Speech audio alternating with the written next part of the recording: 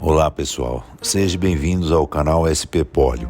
Se você ainda não é inscrito no canal, inscreva-se e clique no sininho para receber nossas novidades. Se gostar do vídeo, deixe seu like e compartilhe. Oi pessoal, bem-vindo ao canal SP Polio. Hoje a Maria Amélia vai entrevistar o Totó. O Totó é cantor, ator, dançarino, instrumentista e muitas coisas mais. Ele é bem legal, a entrevista dele é repleta de exemplos de superação. Então fiquem com o Totó. Então a gente vai começar esse ano de 2021 a nossa primeira entrevista, entrevistando o Marcílio Totó. O Totó, que é um paciente da CD, atleta, coralista e voluntário. Mas cada palavra que eu usei aí, vai ter um pouco que a gente vai conhecer do nosso Totó. Então a gente vai abrir o nosso Agito SP Polio com você, Totó, trazendo um pouquinho da sua história, para que a gente possa conhecer quem que é esse cara que consegue fazer tanta coisa. Tanta coisa. Então vamos lá. Fica à vontade, Totó. Boa tarde, meu nome é Marcílio, mas eu sou conhecido por Totó. Então, às vezes, eu acho que hoje em dia, se alguém chamar o nome de nascimento, a gente pode até passar meio desapercebido, porque é tão mais comum o pessoal me chamar por Totó aqui. Então vai ser Totó. Vai ser Totó. É o Totó, sou eu. É o Totó. É o Totó. Embaixo dessa barba, né, Totó? Que você tá diferente com essa barba aí. E aí, você quer saber o porquê disso? Quero, lógico. Quero que você conte. Eu acredito o seguinte, que durante uma existência, né, nós passamos por várias etapas, por várias metamorfoses em nossas vidas, né? E em cada etapa nós estamos em um outro personagem, né? Então, quando a Amélia me conheceu, ela me conheceu cara limpa, careca, né? E assim eu fui quando o cabelo caiu. E aí eu entrei nesse período de pandemia e de repente tive que ficar isolado como todo mundo e como todos. A gente procura o que fazer e nisso coisas foram surgindo. Eu fiquei convites, atividades foram surgindo e eu pensei, não, eu estou passando por uma coisa fantástica na humanidade. Não é possível que eu saia da mesma forma que eu entrei. Não, muito pelo contrário, eu vou aprender, eu vou sair uma pessoa diferente. E diferente não somente esteticamente, mas diferente em tudo aquilo que a gente sofreu, em tudo aquilo que a gente conseguir vencer. Então, a barba foi crescendo, o cabelo não, porque o meu cabelo, eu sou careca, né? E nisso eu falei, quer saber de uma coisa? Eu quero cabelo. Como é que eu vou fazer? Eu fui pesquisar e de repente descobri esse tal de dread, essas cordas aqui. Falei, vamos ver como é que se faz isso. Aprendi. Então, eu sempre tive esse espírito de ter algo, de focar em algo, de pesquisar e buscar algum resultado daquilo. Perfeito. E aí, tô cabeludo. Ficou bem diferente. Mas eu gostaria que você também nos contasse, Totó, para você chegar nisso, né, no Totó que você é hoje, e depois mais pra frente a gente vai contar um outro pouquinho dessa história. Como é que foi o Totó quando era criança? Como é que foi a infância do Totó, a adolescência? Como é que foi isso? Como é que foi essa sua dar de cara com esses outros personagens que você falou? que a gente passa por transformações. Conta um pouquinho de algumas transformações que foram assim marcantes, fortes. Tudo isso serve de base para a pessoa que eu me tornei, para a pessoa que eu serei daqui por diante. Pois bem, eu tive paralisia infantil com 1 ano e 6 meses, e nesse período tudo era muito tipo essa pandemia, ninguém sabia lidar com essas situações, então como fazer, como ter uma mãe jovem com uma criança que de repente tinha tido uma doença que até então não se sabia como tratar, não se sabia aonde tratar e etc, etc.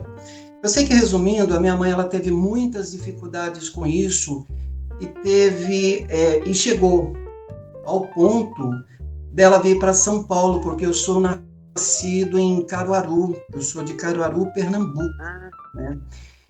E quando eu tive a paralisia, o que aconteceu? Eu fiquei tetra, eu tive a deformação facial, eu perdi todo o controle dos membros, eu não sentava, não movimentava nada, né? Eu sei que um dos tratamentos que eu me lembro era colocado numa espécie de um forno, e esse forno, eu não sei que nome tinha, o fato é que dessa situação que eu fiquei, né, eu fui tendo uma recuperação, né? E nisso eu voltei a sentar, voltei a ter um equilíbrio facial, porque tudo tinha desequilibrado, vamos dizer assim. Uhum. Então, isso daí que você falou que você ficou num forno, era um forno de beer, onde você esquentava, porque também minha mãe fazia, antes não tinha, eu acho que eu sou mais velha que você, né? E daí apareceram os fornos de beer para frente para esquentar, e após o aquecimento os músculos começam a reagir com os exercícios, né? Com fisioterapia, uma maneira de fazer fisioterapia. Então, e sei que desse período é algo que a minha mãe me conta também, que acho que nesse período aí do forno, usavam também bolsas quentes, bolsas de água, né, térmicas, né, para esquentar membros, deixaram uma no meu berço, e parece que o negócio estava muito quente, estourou, alguma coisa assim, eu estava agoniado. Eu sei que, de repente, uma perna que estava desligada, ligou-se, a outra desligou. Eu sei que houve uma troca aí, uma bagunça, uma troca, mas o fato é que depois a minha mãe contratou pessoas, né, para, de repente, me levar para baixo, para cima, sei lá, na minha infância. Eu sei que com o passar do tempo eu fui me desenvolvendo, só que solitário. Por que solitário? Porque nós não tínhamos outros que de repente tinham patologias semelhantes. A gente não sabia da existência, não convivia com outras pessoas, eu convivia numa sociedade comum, e essa sociedade comum, as crianças, elas são muito verdadeiras, e ao mesmo tempo são muito, acabam sendo cruéis, né? E nós que recebemos a situação do dedo apontado para a gente, para as nossas diferenças, e principalmente quando não temos um psicológico, quando não temos uma maturidade, sofremos muito com relação a isso. Então você acaba se fechando mais, você acaba se traumatizando mais, né? Eu sei que nesse período, apesar de toda a liberdade que eu tinha, né, que a minha mãe nos dava, eu acabava ainda ficando muito restrito à minha residência. Por exemplo, os meus irmãos saíam para o cinema e etc e tal, para atividades sociais. Se eu quisesse ir, eles não me levavam, né?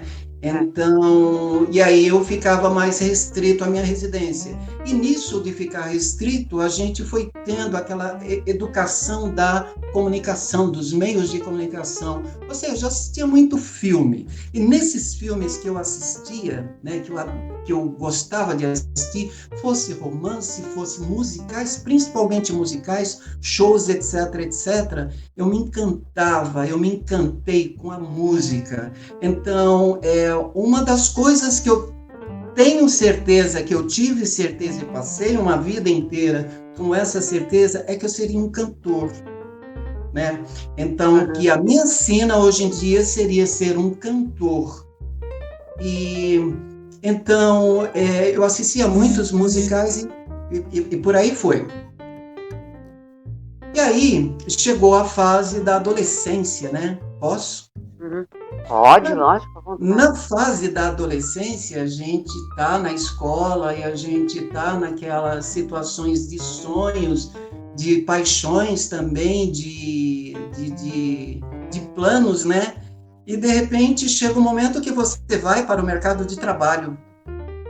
Né? E chega aquele momento que você completa lá os 17, 16, 18 anos e você quer carteira registrada e você quer, né, tudo isso. E eu pensava, além desse sonho, além dessa vontade de cantar, eu sempre, à medida do possível que tinha, vamos supor, a possibilidade de um show de calouros, eu me inscrevi no show de calouros do Silvio Santos. Eu fui no show. Exatamente. Só que recebi o telegrama e quando foi aliás, eu recebi um telegrama dizendo que seria convocado, depois recebi um outro interrompendo a convocação, porque ele estava com problemas nas amígdalas, aquele período que ele teve problemas de comunicação, de fala, e teve que se afastar justamente no período que ele ia ser chamado. E aí tentei outros, etc. e tal. Só que, de qualquer forma, a gente percebia o seguinte, inclusive lá no Silvio Santos, e quando eu passei, e quando eu me desenvolvi, eu cresci, que eu recuperei o meu estado físico, autonomia, né? Então eu passei a me locomover com muletas. Né? E aí passei a vida andando com muletas, e eu também tinha muitas dificuldades em conseguir esse material ortopédico. Por quê? Porque eu morava no interior de São Paulo. Então, eu vim de Caruaru para São Paulo quando pequeno. Mamãe veio, ficou aqui na capital, tratando a minha pessoa na AACD, né? E depois, provavelmente, voltamos novamente para Caruaru. E depois tornamos a vir para São Paulo, mas aí já com residência, mas interior de São Paulo. Né? E no interior de São Paulo a dificuldade era essa, era conseguir um material ortopédico. Eu não conseguia muletas. Muletas, para mim, eram feitas de madeira, e era uma madeira fina de uma forma que parecia que quando eu andava, parecia uma mola, né? Ela meio que, nossa, não dava segurança. Quando eu descia de ônibus, parecia que o trem ia quebrar. E moleque, né, apesar daquela situação de dizer que eu solitário, mas também sempre ativo, sempre bagunceiro, sempre que tinha oportunidade, participativo, junto com outras crianças, né? Então, e eu percebi nesse período que eu tentava fazer as inscrições em programas, em etc. e tal, que o pessoal tinha uma certa cautela conosco. Eu não sei se para nos poupar da situação de você chegar lá na frente de um auditório, onde o pessoal vai zoar com você e etc. Profissionalmente também, quando eu fui atrás dos meus primeiros empregos, né, eu não conseguia em tudo quanto era lugar era não tinha essas questões de agências especializadas em encaminhamento, não tinha, né? Nem cotas. Teve até uma situação aí, para poder registrar minha carteira, eu fui trabalhar numa fábrica de copos, alguma coisa assim, um negócio como ajudante geral. Uhum. E, na verdade, lá nessa fábrica de copos, eu ficava sentado, decorando copos, pintando copos e etc. Sentado em cima de um banco cheio de prego, aqueles pregos que não é bem martelado no banco, mas machuca o traseiro da gente do que nos dá conforto. Mas foi uma coisa que eu passei, foi uma coisa que eu vivi e faz parte da minha história. E uma coisa que eu lembro, que eu queria fazer na época, era ser cobrador de ônibus. Por que ser cobrador de ônibus? Para poder ficar circulando, para poder ficar em trânsito, para poder ficar andando. Entendeu? Eu acho que isso demonstra aí um pouco da carência de movimento, de circulação, e foi isso. E daí, eu pensei comigo, não, eu tenho condições, possibilidades de coisas melhores, e passei a procurar outras atividades. Entrei na área administrativa, fui trabalhar como auxiliar administrativo. E na parte administrativa eu pensei, não, eu tenho possibilidades de condições e coisas melhores. Então, aí eu passei para a área da digitação. Eu precisava ganhar dinheiro. Eu precisava ter meios de sustentar a minha pessoa e a minha família, né? Porque apesar de ser filho, eu também estava ficando adulto, né, e etc e tal, então também tinha que ajudar, e nós não tínhamos condições assim. Então, aí nisso fui trabalhar na área da digitação. Na área da digitação, eu trabalhei em 2 locais. Eu trabalhava no Bom Retiro e em Santana. Então, no Bom Retiro, em Santana eu pegava das 18 às 11 horas, às 23 horas. Aí, às 23 saía de lá, ia para o Bom Retiro. No Bom Retiro, pegava da meia-noite e até umas 5h30, 6 horas da manhã. Vinha para casa, jantava, né, porque eu ainda não tinha dormido, então 8 horas, 8h30, por aí. Pois bem, mas eu pensei, poxa, eu estou na área da TI, eu posso me desenvolver. E fui trabalhar como programador. Eu fiz campanha para entrar no setor de programação da empresa que eu trabalhava, no setor de digitação, né? Estudei, fiz cursos de programação e fui trabalhar como programador. E passei um tempo, aquela empresa fechou, né? Aí como eu já tinha um bom conhecimento, então eu comecei a trabalhar por conta, eu me tornei autônomo, né? E aí eu virei garoto de programa por conta. Aí o que aconteceu? É verdade. Freelancer, né? Freelancer, exatamente. Em 2004, por aí, em 2004, eu fui na residência de um cliente, né? Fui fazer a manutenção no micro dele. Quando eu cheguei na casa desse cliente, eu caí de joelhos, né? Então, eu estava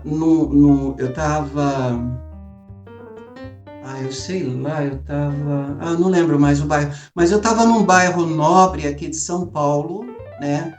No apartamento de um cliente, esparramado no chão da cozinha dele, porque funcionário, né, entra pela porta de serviço, né?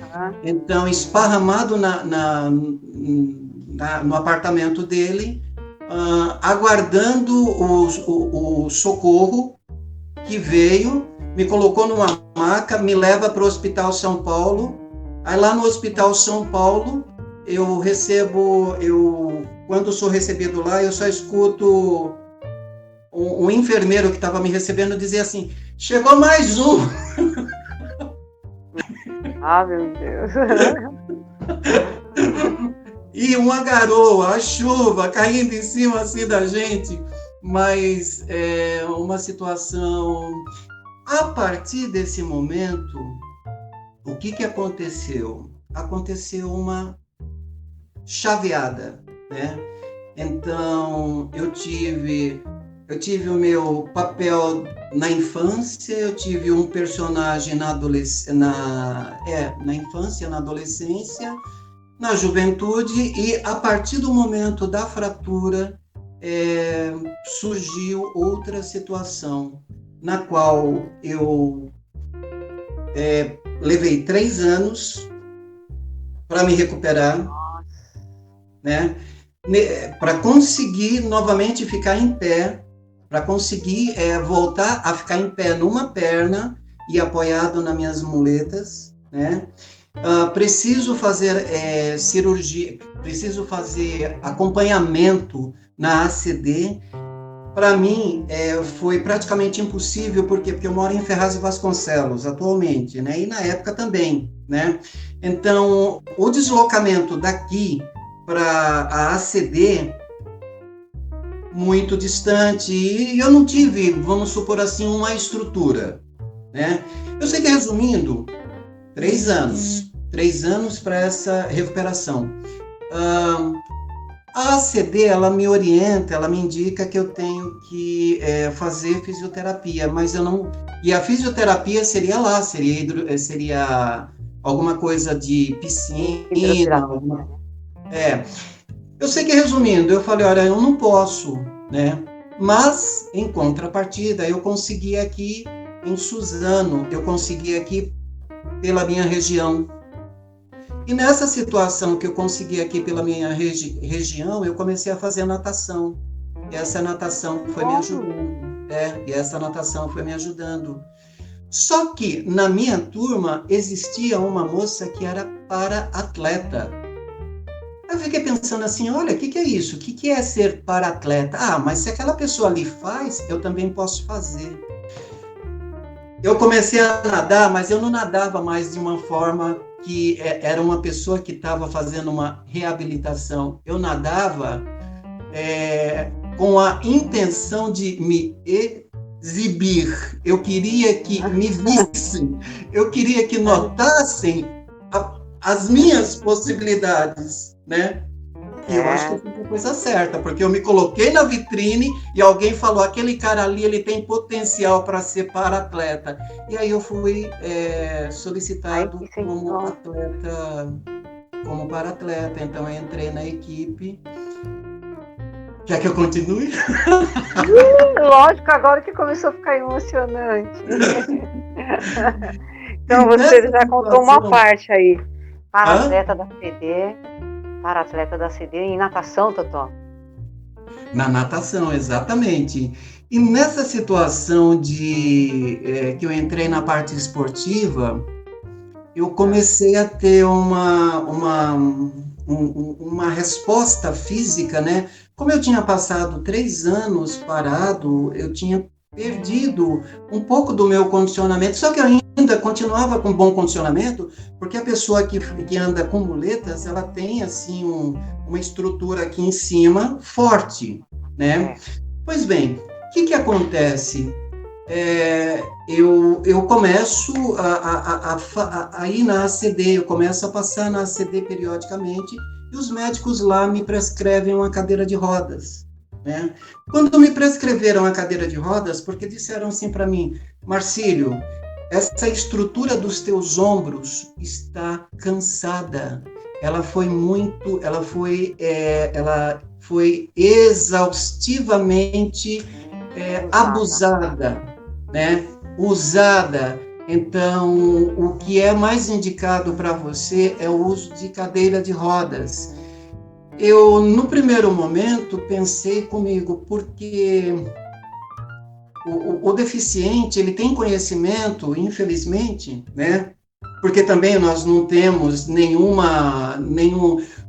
estamos desenvolvendo algo assim agora, mas não temos, vamos supor assim, um histórico das outras pessoas com deficiência, quais são as dificuldades e quais os tipos de equipamento que essas pessoas usam, para que você tenha conhecimento. Ou seja, eu não sabia, apesar de ser deficiente físico, eu não sabia como é que se usava uma cadeira de rodas. Ao receber a minha cadeira de rodas, eu passei acho que 1 ano e meio só usando ela dentro de casa. Por quê? Porque eu não sabia usar isso na rua. Chegou e nisso, a minha atividade esportiva, o clube que eu estava aqui em Suzano, ele fechou. O ato de ser atleta me deu tamanha qualidade, me abriu um horizonte tão maravilhoso, com tantas possibilidades, eu pensei, eu quero continuar a fazer isso. E nisso, em um evento, né, que eu me inscrevi em uma corrida de rua, qualquer coisa assim, inclusive da Oral B, eu conheci um profissional da ACD, né, inclusive da ACD de Osasco, o Cris Anjos. E o Cris, olha o sobrenome, Anjos. O Cris, ele era funcionário da ACD. E eu pedi para ele, escuta, não tem como você me colocar na equipe? Olha que legal. Me chama para a equipe. Ele falou, eu vou falar lá com o pessoal. Ele falou com o pessoal e aí eu fui chamado para a equipe da ACD. Então, tive a velha dificuldade, ou seja, eu moro em Ferraz de Vasconcelos e a ACD fica lá na Baixa da Égua. Então, eu tinha que sair daqui para fazer atividades esportivas lá na ACD. E aí, o que foi feito? Eu ainda andava com muletas, mas eu estava agora com uma órtese. E essa órtese pesa, né? E quem não tem o costume de usar órtese, eu sofri com a órtese, porque eu não estava acostumada a sentar em cima daquele metal. Então aquilo me machucou, né? Eu sei que, resumindo, eu aprendi no instantinho a andar com a cadeira de rodas. Aprendi a pegar ônibus. Aprendi a pegar trem. Falando com um amigo cadeirante, pedi para ele, me ensina como é que se faz para subir e descer escada rolante. Chamamos um profissional do metrô, que ficou ali. Eu falei para ele, não me toca, só fica atrás de mim para me dar um suporte, caso seja necessário, mas eu tenho que fazer isso sozinho. Para quê? Para que eu tenha essa autonomia. E resumindo, eu aprendi a andar de metrô, aprendi a andar de tudo, né? E passei a frequentar a ACD e passei a frequentar as minhas atividades esportivas e nisso percebi que a primeira impressão ao receber a cadeira de rodas é que eu tinha perdido tudo aquilo que eu tinha ganho durante uma vida inteira. Porque durante uma vida inteira eu consegui uma inserção social. Né? Eu consegui uma mobilidade social, porque a minha muleta me permitia, me dava acesso a tudo. E ao passar para a cadeira de rodas, eu pensei comigo, me lasquei. A gente tem essa impressão mesmo. Agora é o fim. Agora é o fim. Porque eu perdi tudo aquilo que eu tinha conquistado. Ocorre que foi justamente o contrário. Exatamente. Por quê? Porque quando eu peguei a cadeira de rodas, aliás, quando eu saí em público com a cadeira de rodas, que eu vi que a cadeira de rodas eu podia dar um impulso no pneu e eu deslizava numa certa velocidade, aquilo me deixou assim, sabe, com 10 anos, com 9 anos, num carrinho de rolemã. É verdade. A minha cadeira de roda, terrível.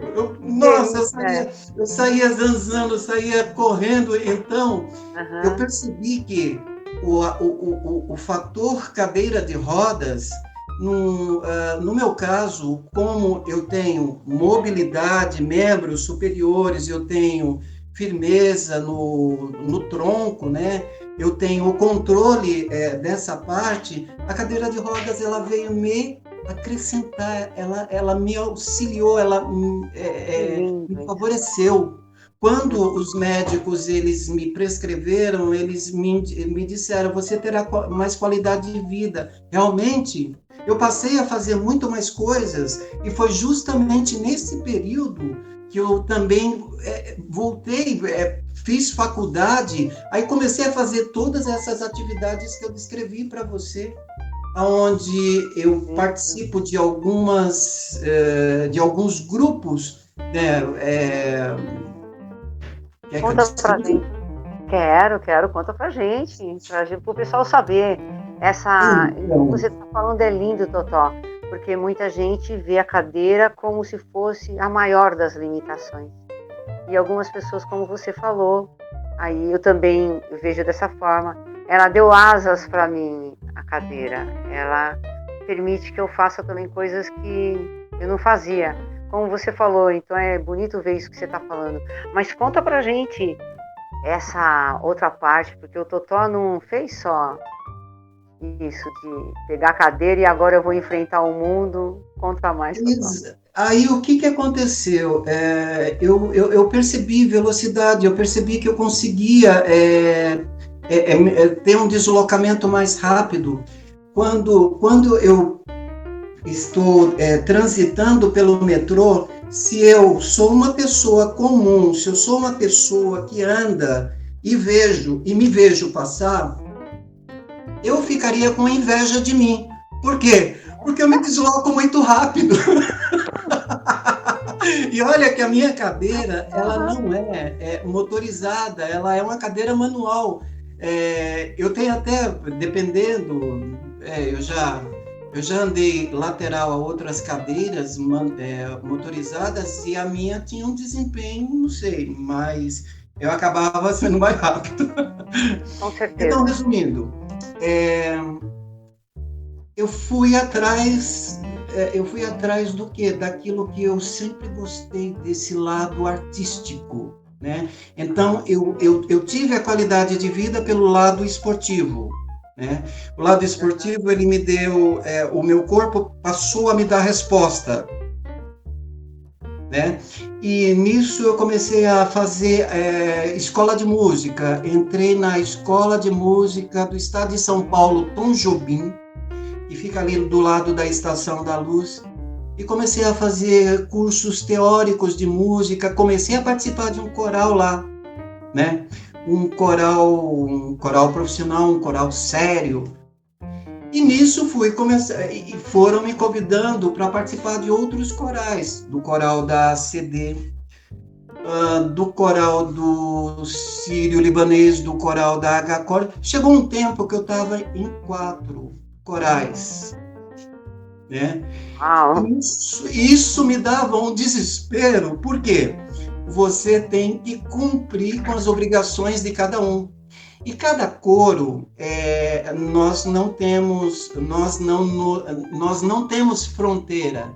Cada coro pode cantar inglês, francês, espanhol, italiano e etc. e tal. Então, cada peça dá um trabalho para você estudar tanto a colocação da voz como o idioma que está se... Né? E todo o trabalho e todo o arranjo.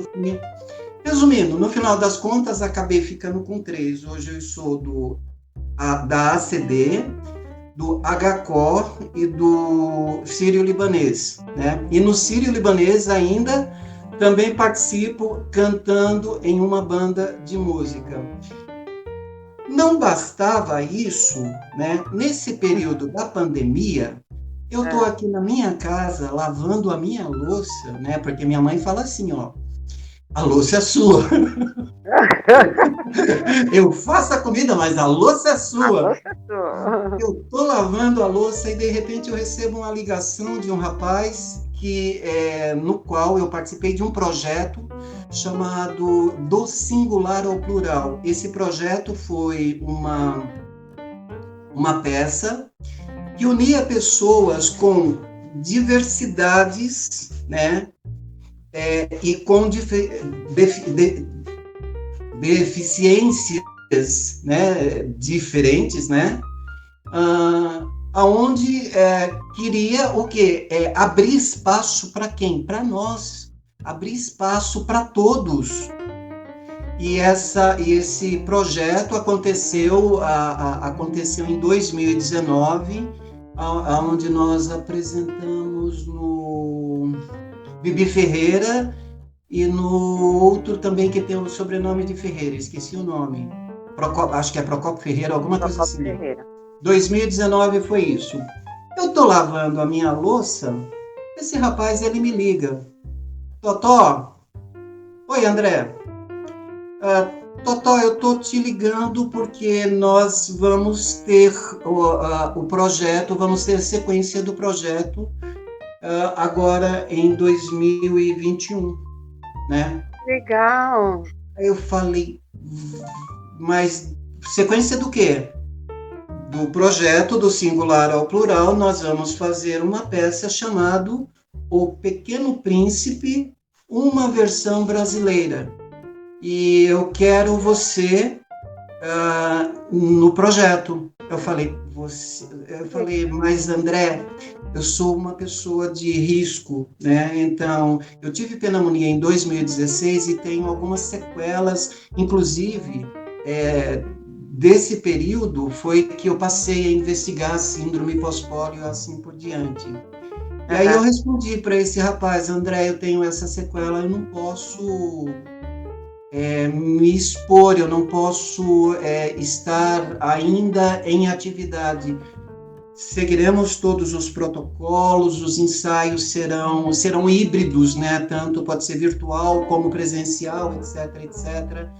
Mas não, Totó, você tem que estar presente. Eu falei, Amélia, eu sempre tive a seguinte situação. Sempre que eu andei nas minhas muletas, eu sempre fui atento, eu sempre fui observador, né? Então, eu via o meu entorno, as mudanças que aconteciam. Então, essa parabólica, esse senso, né, eu trago comigo até hoje. Então, eu estava lavando louça, e nisso essa pessoa me chama. E nisso é uma oportunidade que está batendo na minha porta. Então, se vamos seguir todos os protocolos, se existe essa possibilidade, etc. e tal, tô junto. Por que não fazer? Nessa de tô junto, né? O espetáculo ele tem duas etapas, né? Ele tem a etapa de apresentação, abertura do espetáculo, que é com todos nós, com a diversidade, o grupo de pessoas com deficiência, e tem a parte que conta a história do príncipe, com todos os personagens. É uma parte com atores profissionais e etc, né? Eu entrei no primeiro time, no primeiro grupo, né? E ali eu estou participando do primeiro grupo e etc e tal, quando ele fala assim, eu quero você no segundo grupo. Eu falei, que segundo grupo? Naquele dos profissionais. Eu falei, que profissionais? Que história é essa que eu não estou sabendo? Vamos contar a história e você vai ser o rei. Então, eu quero você desenvolvendo um papel profissional onde você será um rei, e conforme nós fomos ensaiando, conforme era o Pequeno Príncipe aqui no Brasil, então ele queria mostrar as características e etc, e costumes, e esse rei, então ele assumiu um sotaque português. Então, muito bom, aonde eu, além de atuar, além de dançar, também estarei o quê? Cantando. Ai, que legal, Totó. Então, o que é isso? Foi uma oportunidade que bateu. Foi alguém que eu estou no meu isolamento desde 2000 a minha última atividade social foi no carnaval. Eu estava no carnaval no dia... Minto. A minha última atividade social foi lá no Sírio-Libanês no dia 15 de março de 2020. Foi a última vez que eu saí socialmente para fazer as minhas atividades. Depois eu devo ter saído 5 vezes aproximadamente, quando a pandemia amenizou, para ir a consultas médicas e depois não saí mais, né? Então, estou nesse isolamento todo. O André vem e me chama para participar dessa maravilha que está me preenchendo, está me deixando assim vivo, né? Eu recebo um convite da Amélia para te dar uma entrevista e te contar algo. O que é isso? São oportunidades que estão surgindo, entendeu? Isso por quê? Porque essa pessoa aqui é uma pessoa que diz assim... Aí a Amélia pega e me manda, Totó, geralmente costumo perguntar disso, perguntar daquele, e ela não perguntou nada. Por quê? Porque a partir do momento que eu abri a boca, não parei mais de falar. Mas, querido, não, era o roteiro, é você. Por isso que, a partir do início da sua história, não tem o que perguntar, porque tem uma sequência lógica, né? Aí... peguemos a barba do português, peguemos o cabelo do português. Então, essa pessoa aqui, peguemos o exemplo da natação, peguemos toda e qualquer situação. Essa pessoa aqui é uma pessoa que não se impõe limite, não se impõe barreiras. Eu nasci num período onde não existia uma estrutura para nos ajudar. Quem quisesse sobreviver e existir, não podia se vestir o personagem de coitadinho, né? Infelizmente,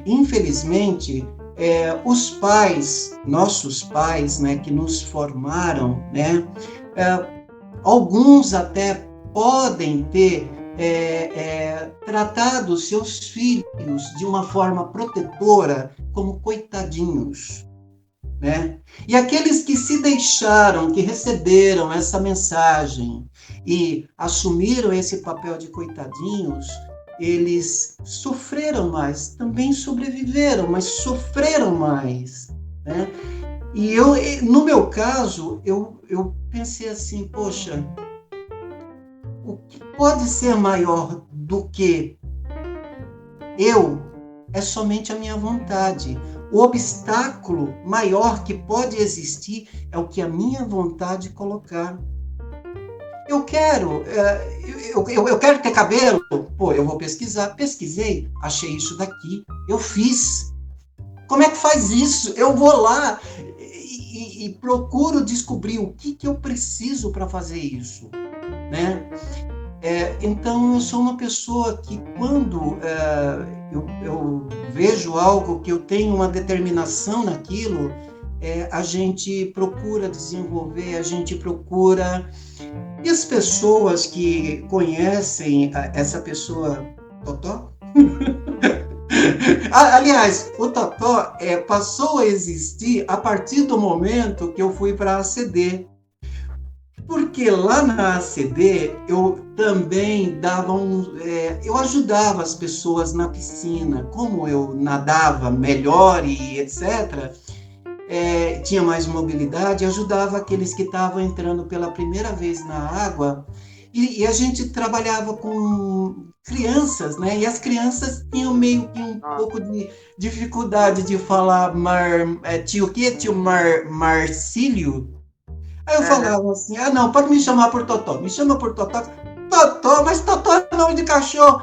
Não tem problema, pode ser Totó. E aí, havia essa empatia, havia essa comunicação, né? Então, eu acho que justamente por isso, por essa pessoa ser uma pessoa determinada, uma pessoa que faz, uma pessoa que vence os seus obstáculos, aliás, que não se limita, né? Então, por isso que você me chamou, por isso que o André me chamou, por isso que a vida, ela está me presenteando com coisas. Se eu estou com saúde aqui e conversando contigo, eu sinto que isso é um presente. Então, eu estou dando valor a isso, estou respeitando esse período de isolamento e vamos continuar, e seja o que Deus quiser, né? Se nesse momento estamos presentes, é com a graça dele. Se amanhã tivermos que partir, fizemos da melhor forma possível para valorizar aquilo que nós recebemos, a vida. Então, o que você está gastando hoje mais por ser uma pandemia é neurônio de raciocínio, e isso a gente tem bastante, né? Neurônio de raciocínio. E do corpo você aprendeu a se cuidar mais, a não abusar tanto, né, da gente, como a gente costumava fazer de repente com uma muleta, com tutor longo pesado, né, como era antigamente. Então, mas como que é hoje o Totó? Existem medos? Existem... o que hoje? Alguma coisa? Você disse que você não tem nada que te delimite, ou seja, que aparecer para você, você vai achar uma saída, porque você acredita nisso, tem sempre uma saída, né? E você acha que esse é o caminho. Também acredito nisso, Totó. Mas tem alguma coisa que te angustia, tem alguma coisa que te causa medo, ou não? Na infância, pelo fato de termos vivido um pouquinho mais isolados, né, vamos dizer assim, socialmente, isso nós trazemos conosco, isso vai seguir uma vida inteira conosco. Então, acho que algo que me angustia, né, é o ato de solidão, é o ato de não conquistar a simpatia dos outros, de não atender a expectativa dos outros. Então, nós queremos sempre estar, nós queremos ser pessoas boas, nós queremos fazer coisas boas para que nós agrademos às pessoas, né? E para que nós façamos parte de um contexto social. Então, eu acho que isso é uma carência que eu trago implicitamente, apesar da comunicação desse indivíduo que está falando contigo, que fala pelos cotovelos, né? Nós temos essa carência do próximo. Eu sinto essa questão. Hoje em dia, nós sabemos que nós tratamos comercialmente, que se algo interessa, negociamos ali, se não interessa, pronto, esquece-se, vai para outras situações. Mas dentro dessa pessoa aqui fica aquele pensamento, poxa, mas por que não gostou? Por que não isso? Por que não aquilo? Então eu me preocupo muito com aquilo que a impressão que eu cause, entendeu? Então, basicamente isso. Agora, mais um detalhe. Durante a vida, nós sofremos muitas situações. E para que nós consigamos sobreviver, nós temos que bloquear muita coisa. E se você não bloqueia, se você vive com aquilo no teu presente, você perde qualidade de vida, porque aí você entra num estado meio que depressivo. Então, a melhor coisa que nós temos é o esquecimento. É Passou, verdade. pronto, acabou. Não, eu falo não abraçar essa emoção. É, Deixa só passar. É, não se apega nela para não sofrer, certo? Então agora você falou da sua peça, que é o que está para sair, mas você canta, você dança. E quais são as ideias para esse futuro aí que você está falando do Totó? então, Quais são as suas previsões para o Totó? O que vai vir aí? Quando que vai acontecer essa peça? De repente você vem aqui mais para frente para falar um pouco mais sobre ela, sei lá. De eu repente. adoraria. É, a estreia será agosto, setembro. Eu ainda não tenho a data exata, mas quando eu tiver eu te passo. Aham. Atualmente, as minhas atividades atuais são justamente o foco na peça, o foco no estudo da música. Então, atualmente eu estudo piano, eu estudo violão, eu estudo canto, dança também, né, por conta da peça. Mas a gente também está desenvolvendo mais esse trabalho de concretização daquele sonho lá de trás, do canto. Eu gosto disso, né? Aham. E acho que se de repente outros me veem quando eu faço alguma apresentação e comentam alguma coisa, é porque tem alguma coisa aí, sabe, tem alguma coisa que vale a pena.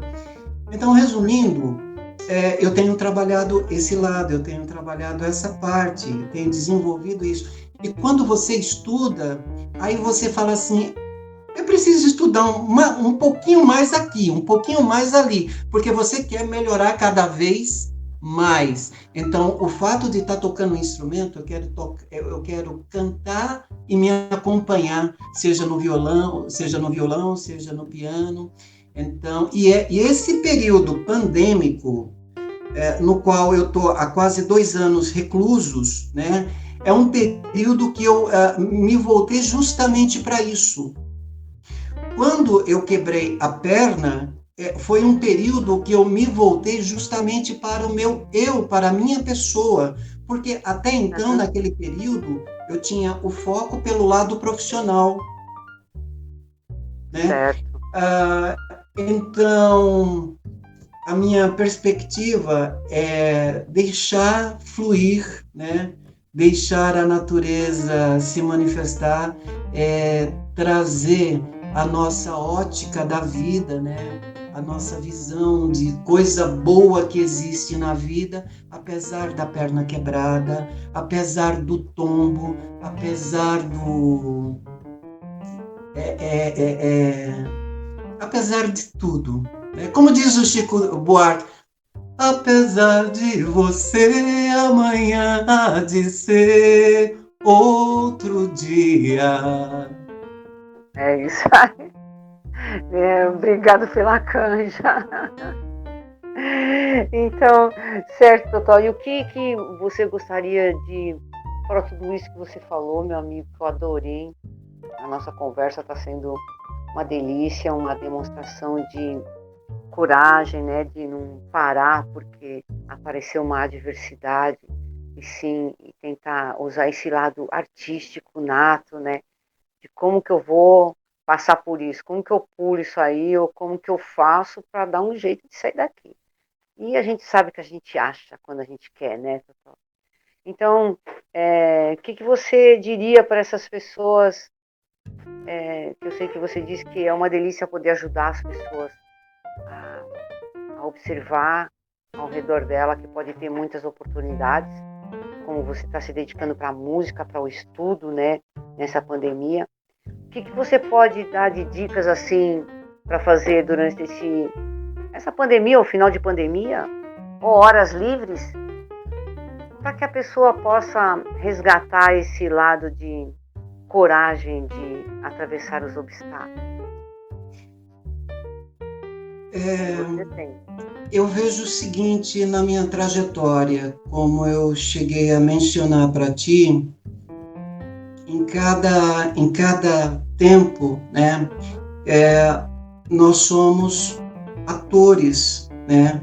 Nós estamos atuando na peça da nossa vida, onde nós somos protagonistas, né? Aham. E nesses atos, e em cada cena, né, você pode ser um personagem diferente. O físico que está ali é o mesmo. A tua essência, os traumas, as coisas boas que você teve, durante a tua existência estarão ali dentro daquele corpo, e você vai usar todas essas ferramentas para a interpretação que você está se propondo naquele momento, né? Então, cada momento, cada ato de nossas vidas, podemos ser personagens diferentes. Se um personagem ele não teve um desfecho bom, pensa positivo, amanhã você pode ser um outro personagem, você pode reconstruir, você pode se reescrever, você pode se transformar. Não se prenda somente a uma situação de limitação, não. Pense numa situação de evolução, de desenvolvimento e, principalmente, planeje, pense, né? Desenvolva algo, aprenda a olhar, aprenda a ouvir aquilo que a natureza está te dizendo, né? E siga, aprenda a dançar conforme a música, né? Siga no ritmo, seja do samba, seja de um momento triste, dolorido, mas tudo passa. Mas o principal de tudo isso é o quê? É você ter essa consciência. Da mesma forma que eu estou há 2 anos buscando informações a respeito do quê? Da música, é porque eu estou focado nisso. Então, a informação é que nos dá o quê? Nos dá um direcionamento, né? Então, informe-se, veja, aliás, procure informações sérias, fuja desse negócio de fake news, fuja desse negócio de depressão, procure uma atividade que você sabe que vai te trazer coisas boas para quando você sair dessa pandemia. Ou seja, saia dessa pandemia melhor do que você entrou. Infelizmente, temos quase 500 mil, né? Sabe que no céu, certo? Pois é. De passagens por aí, temos que ter noção disso, mas ao mesmo tempo nós temos que pensar em coisas boas, porque você conseguiu, nós estamos conseguindo, nós estamos aqui. Eu abri muita coisa, eu fiz muita coisa, e de repente ajudando a muita gente, sei lá, a entrar no mercado de trabalho, etc. e tal, porque cada um que vive, cada história é uma abertura de espaço para muitos outros que estão seguindo o mesmo caminho. Isso, Totó. A sua história é linda e vai dar vazão, né, para muitas pessoas que se acham incapazes porque está numa cadeira, porque é cadeirante, né, como você disse. E não só isso. A busca pela informação, que hoje é bem mais fácil pela internet, né? Sim. E antigamente a gente tinha que ir numa livraria, numa biblioteca. Então hoje, fazer isso que você está falando, Totó, busque informação, que eu acho que é isso que alivia mesmo a gente, os nossos sofrimentos, e faz a gente achar algo que te deixe feliz em fazer. Na época que eu Você estava falou. fazendo faculdade, eu fiz, a minha faculdade foi lá na Barra Funda, Aham, Uninove. Eu fiz menino. todo o meu curso presencial e estava começando a desenvolver essa questão de EAD, ensino à distância, né? Aham, Nesse período pandêmico, o que mais se desenvolveu é justamente isso, o ensino à distância. Então, a internet, ela está servindo como luva para nós que temos limitação em deslocamento. Porque com a internet, você pode estar estudando numa faculdade aqui em São Paulo, no Rio de Janeiro, no Amazonas, no Japão, em qualquer é, parte do planeta. Você está no aham. seu quarto, você está na sua casa e acessando todo esse conteúdo de lá. Essa é uma grande dica que você deu, Tó. Pois é. Certo? O que mais? Você gostaria de dizer mais alguma coisa? Eu quero te agradecer muito porque a sua entrevista é um super exemplo de superação. Muitas pessoas que não conhecem também o trabalho da CD, não sabem que lá tem coral, ou seja, que não sabem que um hospital tem um pessoal que se dedica à música, né? Que você toca na banda, né? A Do banda do Sírio-Libanês. Sírio-Libanês, né?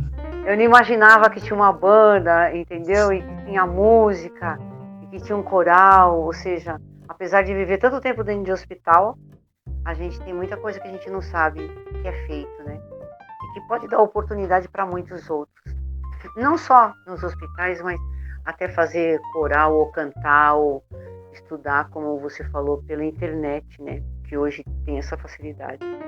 Então, eu quero te agradecer por todo esse tempo que você ficou com a gente, te convidar de novo quando estiver mais pertinho, né? Agosto, setembro, que você falou que vai estrear a peça. E quero torcer para a gente poder estar lá presencialmente, né? Será uma honra. E te dar um espaço para você falar, ou para você dizer um tchau. E fica à vontade, Totó. Obrigadão. Gratidão da sua presença. Eu que agradeço. Se eu serei entrevistado novamente, sinal que a entrevista valeu. Valeu! Muito, Bem, Totó. o que eu queria dizer para todos aqueles que assistirem essa entrevista é o seguinte: não se limite, não se deixe limitar. Eu costumo dizer o seguinte: quando alguém me diz que eu não posso, se alguém me diz que eu não posso, diga-me que eu não posso, que eu te direi qual é o teu limite, qual é a tua limitação. Porque eu não preciso de ninguém que me diga: você tem uma limitação. Não, não preciso. Quem diz para mim mesmo, quem diz para o meu corpo que há uma limitação, sou eu mesmo. Quando a sociedade te falar você não pode, qual é a minha diferença? Qual é a sua diferença? Nenhuma. Você é um ser vivente como qualquer outro. Vá lá, exija o seu direito de estar incluso, de participar. É isso que nós tivemos que fazer. É isso que esse grupo de pessoas com deficiência tiveram que fazer uma vida inteira. E graças a Deus fizeram. Tanto é que está aqui a Amélia me entrevistando. Tem aqui tantos outros projetos que existem, que hoje dão abertura principalmente à parte esportiva. A parte esportiva é um caminho assim para aquelas pessoas que são pessoas com deficiência física ou são pessoas que se tornaram deficientes devido a um acidente, sei lá, social, vamos dizer assim, automobilístico, sei lá o quê, sei lá o quê, sei lá o quê. Então, essas pessoas se veem totalmente sem noção. O que fazer da vida? Procura a parte esportiva, que a parte esportiva vai te mostrar, vai te dar qualidade de vida física, certo? Vai te dar também qualidade de vida intelectual, porque ali você vai se sentir assim super, né? e vai te devolver o teu direito, o direito de sonhar, o direito de viver, o direito de ter prazer em estar no ambiente, de dançar, de cantar, de também não fazer nada.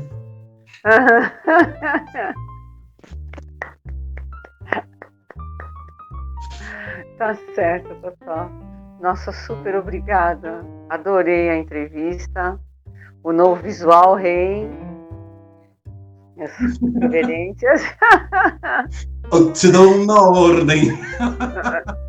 Olha, pois então, eu obedeço o príncipe ou o rei. Tá certo? Brigadão, Marcílios Hamilton. Marcílio, Totó Meu sou rei. eu. Totó. O rei Totó. É isso aí, para nós e os nossos amigos, né, Totó? E para muitos. Brigadão. Foi um prazer falar com você. Obrigado a todos que assistiram o vídeo. Se você gostou, deixe seu like. Ou se não, deixe seu dislike e comente. Diga o que achou. Se você é novo no canal, inscreva-se. Se já é inscrito, verifique se a sua inscrição está válida.